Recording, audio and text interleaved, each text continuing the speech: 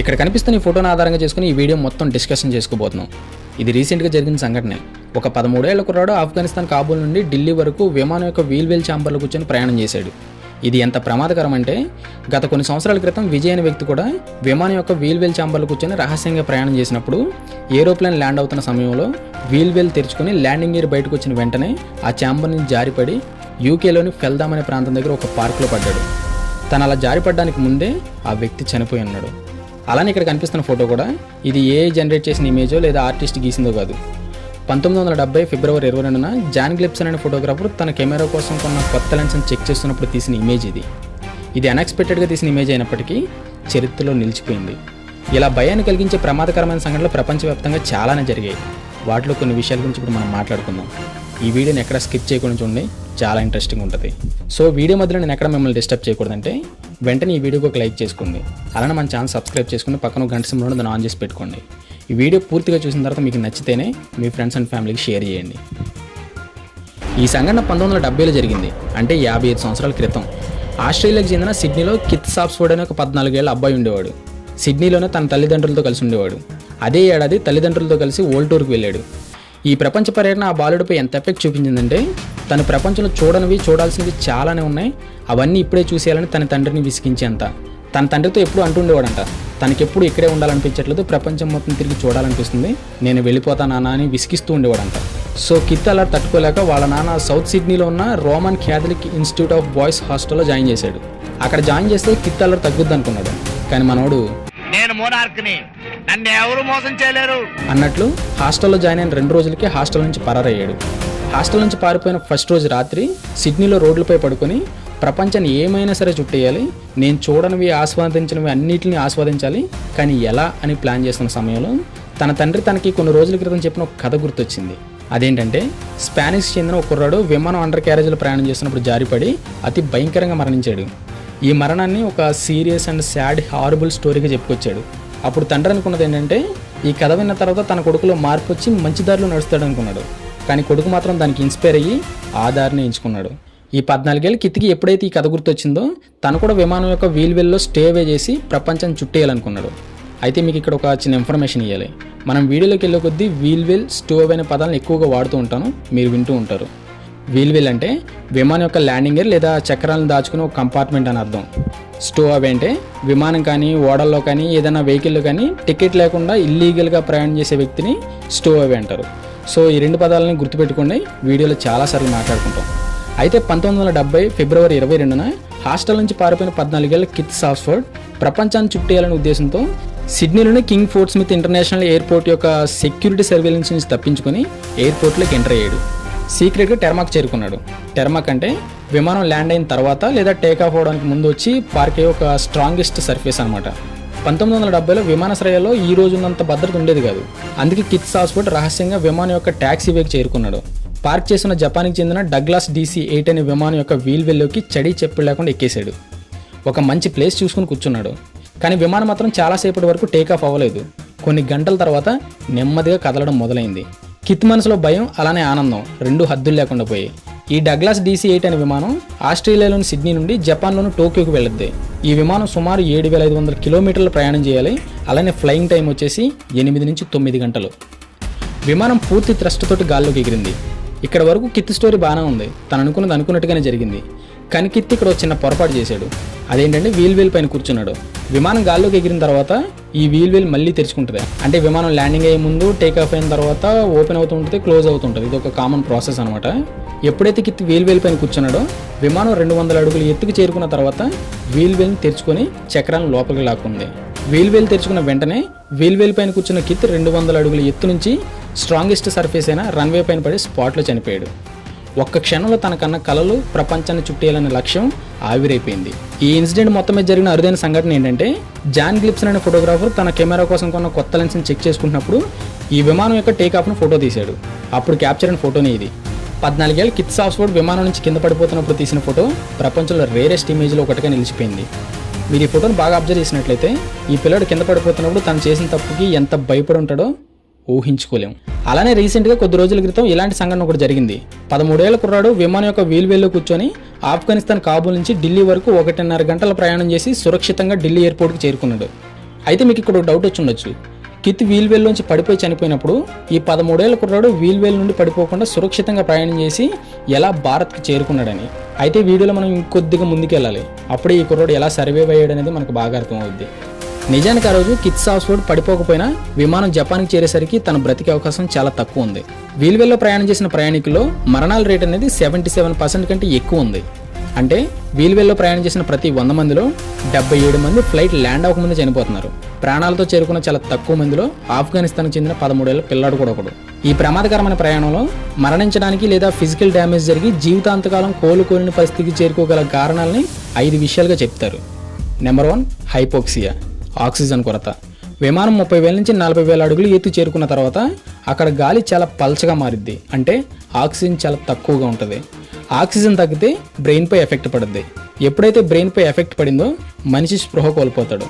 Wheel వేల్లో oxygen ఉండదు కాబట్టి బ్రెయిన్పై effect పడి అక్కడికక్కడ బ్రెయిన్ డెడ్ అయి చనిపోయే అవకాశం ఉంది. నెంబర్ 2, హైపోథెర్మియా, తీవ్రమైన చలి.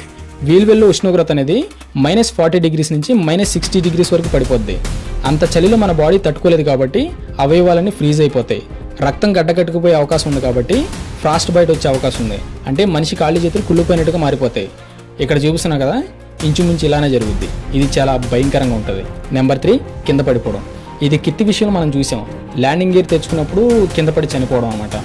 Number 4, permanent hearing damage. Wheel well అనేది విమానం ఇంజిన్కి చాలా దగ్గరగా ఉండడం వల్ల, అలానే ఎయిర్ ప్రెషర్ ఎక్కువగా ఉండడం వల్ల వీల్ వేల్లో 140 డెసిబుల్ సౌండ్ క్రియేట్ అవుద్ది. ఇది ఒక రాకెట్ లాంచ్ అయినప్పుడు వచ్చే శబ్దంతో సమానం. ఎక్కువ సమయం మనం ఈ సౌండ్కి ఎఫెక్ట్ అయితే పూర్తిగా వినికిడి శక్తి కోల్పోయే అవకాశం ఉంది. అలానే టెన్నిస్టెస్, అంటే మనం చచ్చేదాకా చెవిలో గంట మోగుతూనే ఉంటుంది, అంటే గీయం సౌండ్ వస్తూనే ఉంటుంది. Number 5, body crush. విమానం టేకాఫ్ అయిన తర్వాత ల్యాండింగ్ గేర్ని వెనకలాక్కునే సమయంలో వీల్ వేల్ యొక్క స్థలం చాలా చిన్నగా మారిపోద్ది. అంటే స్టోవ్ చేసే వ్యక్తి సరైన సురక్షితమైన స్థలంలో కూర్చోకపోతే ల్యాండింగ్ గేర్లో పడి నలిగిపోయే అవకాశం ఉంది. నా దగ్గర అంత ఎడిటింగ్ ఎక్విప్మెంట్ లేదు కానీ, లేదా విజువల్గా చూపించేవాడిని. ఈ వీడియోలన్నీ తస్కరించుకొచ్చినాయి కాబట్టి మేనేజ్ చేయాల్సి అవుతుంది, లేదంటే రియాలిటీని చూపించేవాడిని. ఇంత ప్రమాదకరమైంది కాబట్టి వీల్ వేల్లో ప్రయాణం చేసి బ్రతికిన వారి సంఖ్య చాలా తక్కువ. అయితే ఈ వీడియోని మీరు ఇక్కడ దాకా చూసారంటే గ్రేటే, మీకు థ్యాంక్స్ చెప్పాలి. అయితే అంతకన్నా ముందు 1996లో జరిగిన ఇంకొక ఇన్సిడెంట్ గురించి కూడా చెప్పాలి. ఇది 29 సంవత్సరాల క్రితం జరిగింది. 1996 అక్టోబర్లో జరిగింది.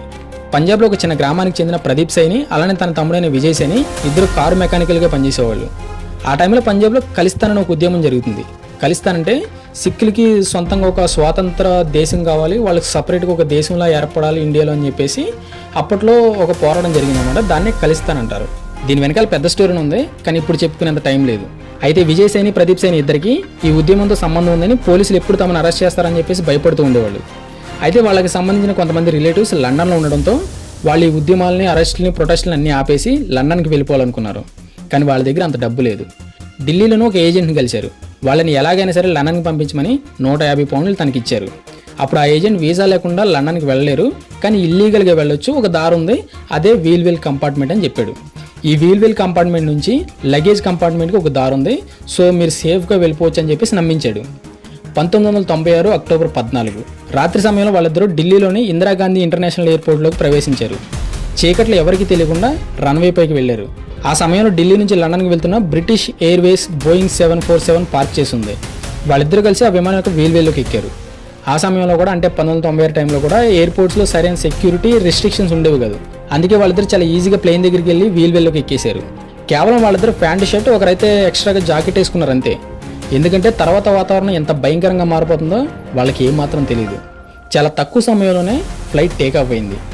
ఎప్పుడైతే వీల్ వేల్లోకి టైర్స్ వచ్చాయో ఆ వేడికి చాలా భయంకరంగా అనిపించి వీల్ వేల్ నుంచి లగేజ్ కంపార్ట్మెంట్కి దారి వెతికారు. బట్ అక్కడి నుంచి దారి లేదు. విమానం చూస్తూనే 30,000 నుంచి 40,000 అడుగుల ఎత్తుకు చేరుకుంది. దాంతో వీల్ వేల్ ఉష్ణోగ్రత అనేది -60 డిగ్రీస్ చేరుకుంది. అలానే ఆక్సిజన్ కొరత కూడా ఏర్పడింది. ఆక్సిజన్ సరిగ్గా అందకపోవడంతో అన్నయ్య అయిన ప్రదీప్ స్పృహ కోల్పోయాడు. విజయ్ హైపోథెర్మియా కారణంగా, అంటే ఉష్ణోగ్రత -60 డిగ్రీస్ చేరిన కారణంగా బాడీ గడ్డకట్టడం మొదలైంది. ఈ ప్రయాణం దాదాపు 10 గంటల పాటు సాగింది. విజయ్ హైపోథెర్మియా కారణంగా చనిపోయాడు. ప్రదీప్ మాత్రం సస్పెండ్ యానిమేషన్ మోడ్లో ఉన్నాడు. అంటే గుండె కొట్టుకోవడం నెమ్మదిస్తుంది, శ్వాస తీసుకోవడం దాదాపు ఆగిపోద్ది, బాడీలో అన్ని ఫంక్షన్స్ నెమ్మదిగా జరుగుతుంటాయి. కాబట్టి కొద్దిగా బ్రతికే అవకాశం ఉంది. చివరికి విమానం లండన్ చేరుకుంది.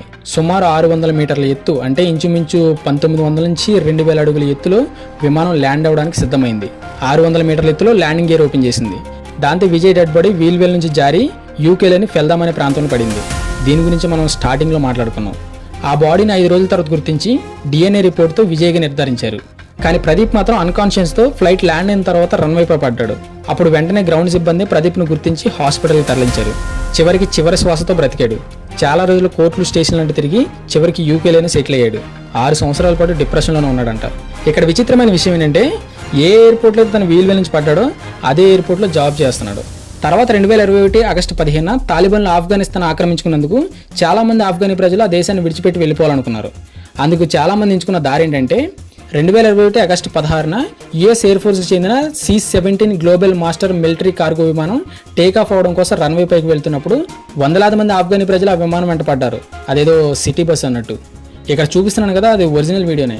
అప్పట్లో ఈ వీడియో చాలా ట్రెండ్ అయింది. కొంతమంది ల్యాండింగ్ గేర్లోకి వెళ్ళారు, మరికొంతమంది ఫ్యూజిలెస్ కవర్లను పట్టుకొని గాల్లో వేరించుకుంటూ వెళ్ళిపోదాం అనుకున్నారు. బట్ విమానం టేకాఫ్ కొద్ది ఎత్తుకు చేరుకున్న తర్వాత ఆ స్పీడ్కి, ఎయిర్ ప్రెషర్కి, ఫ్లైట్ నుంచి వచ్చే వైబ్రేషన్కి వేలాడుతున్న వాళ్ళంతా జారి రన్వే పైన, చుట్టుపక్కల ఇళ్లపైన పడి అతి దారుణంగా చనిపోయారు. వీల్ కంపార్ట్మెంట్లు దూరిన వాళ్ళైతే ఫ్లైట్ ల్యాండ్ అయిన తర్వాత శవాలుగా బయటకు వచ్చారు. ఈ సంఘటన నా టైంలో ఎంత భయాన్ని కలిగించిందంటే ఆ ప్లేన్ వెనకాల వెళ్లకుండా బ్రతికిపోయిన వాళ్ళు ఇలా అనుకున్నారంట. సో విమానంలో స్టోవే చేసేవాళ్ళు పరిస్థితి ఎలా ఉంటుందో మీకు ఇప్పటికే బాగా అర్థమై ఉంటుంది. కానీ రీసెంట్గా కాబూల్ నుంచి ఢిల్లీకి వచ్చిన 13 ఏళ్ళ ఆఫ్ఘనిస్తాన్ పిల్లాడు ఎలా బ్రతికాడంటే, ఈ కుర్రాడు పేదరికం కారణంగా ఆఫ్ఘనిస్తాన్ కుదూజ్ నగర్ నుండి ఇరాన్కి వెళ్ళి బయట దేశాలను అన్వేషిస్తూనే అక్కడ జాబ్ చేసుకుంటూ డబ్బులు సంపాదించాలనుకున్నాడు. అందుకే కుర్తా పైజామా వేసుకుని కాబూల్ ఎయిర్పోర్ట్లోని టెర్మాక్ చేరుకున్నాడు. అక్కడ పార్క్ చేసిన ఎయిర్ బస్ A340 ప్లేన్ యొక్క వీల్లోకి ఎవరికి తెలియకుండా ఎక్కేసాడు. అయితే తన దగ్గర ఎటువంటి సామాన్లు కానీ డబ్బులు కానీ లేవు, కేవలం ఎరుపు రంగు ఒక స్పీకర్ మాత్రమే ఉంది. సో ఈ ప్రయాణంలో ఆ పిల్లాడికి ఏం జరగకపోవడానికి కారణం ఏంటంటే, నెంబర్ 1, తక్కువ సమయంలో ఆ ఫ్లైట్ డెస్టినేషన్ చేరుకుంది. ఇది కేవలం 94 నిమిషాలను, అంటే గంటన్నరలోనే డెస్టినేషన్ చేరుకుంది. నెంబర్ 2, లో మెటమాలిక్ డిమాండ్. బాడీ నెమ్మదిగా ఫాజ్ మోడ్లోకి చేరుకుంది. ఇంతకుముందు మనం మాట్లాడుకున్నాం కదా ప్రదీప్ విజయ్ గురించి. ఆ కేసులో ప్రదీప్ ఎలా అయితే స్పృహ కోల్పోయాడో, ఈ పిల్లాడు కూడా తీవ్రమైన చలికి తట్టుకోలేక ఆక్సిజన్ కొరత కారణంగా స్పృహ కోల్పోయాడు. నెంబర్ 3, వీల్వేల్లో పెద్ద పెద్ద పైపులు, వైర్లు చాలా ఉంటాయి. సో ఈ కుర్రాడు ఆ పైపుల మధ్యలో దాక్కుని ఉండొచ్చు. ఫ్లైట్ టేకాఫ్ అయిన కొంతసేపటి వరకు ఆ టైర్లు వెచ్చగా ఉంటాయి. సో ఆ పిల్లాడు వీల్ డోర్స్ పైకి వచ్చే ప్రయత్నం చేయలేదు. అలా ఆ పిల్లాడు ప్రాణాలతో ఉండడానికి ఆ టైర్లు కూడా ఒక కారణం అని చెప్పాలి. Number 4, luck.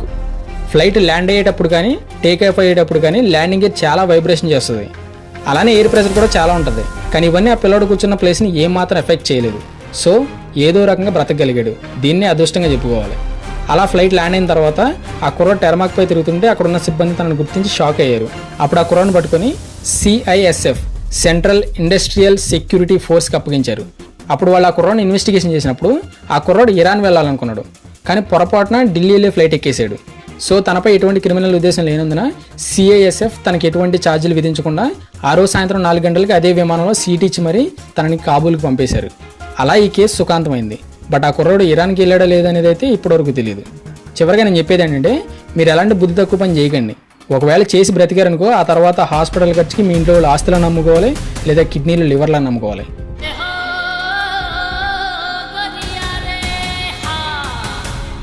అంటే ఇది ఒక నోటు మాత్రమే. వినరామా వీడియోలు చూసేవాళ్ళు అలాంటి పని చేయరనుకోండి. లాస్ట్కి ఏదో ఒకటి చెప్పాలి కదా, అందుకే చెప్తాను. అయితే మీరందరూ ఈ వీడియోని ఓపిక ఇక్కడ దాకా చూసారంటే మీ అందరికీ చాలా చాలా చాలా చాలా థ్యాంక్స్. సో నా కష్టానికి ఫలితంగా మీ దగ్గర నుంచి 3 కోరుకుంటాను. ఒక లైక్, షేర్, సబ్స్క్రైబ్. ఈ వీడియో నచ్చితే లైక్ చేయండి, వీలైతే షేర్ చేయండి. తప్పకుండా మన ఛానల్ సబ్స్క్రైబ్ చేసుకుని పక్కన ఒక గంట సమయంలో దాన్ని ఆన్ చేసి పెట్టుకోండి. అలా చేయడం వల్ల చేసే ప్రతి ఒక్క వీడియో మీకే ఫస్ట్ టైం నోటిఫికేషన్ రూపంలో వస్తుంది. మళ్ళీ నెక్స్ట్ వీడియోకి వెళ్దాం. అంతవరకు సెలవు, బాయ్.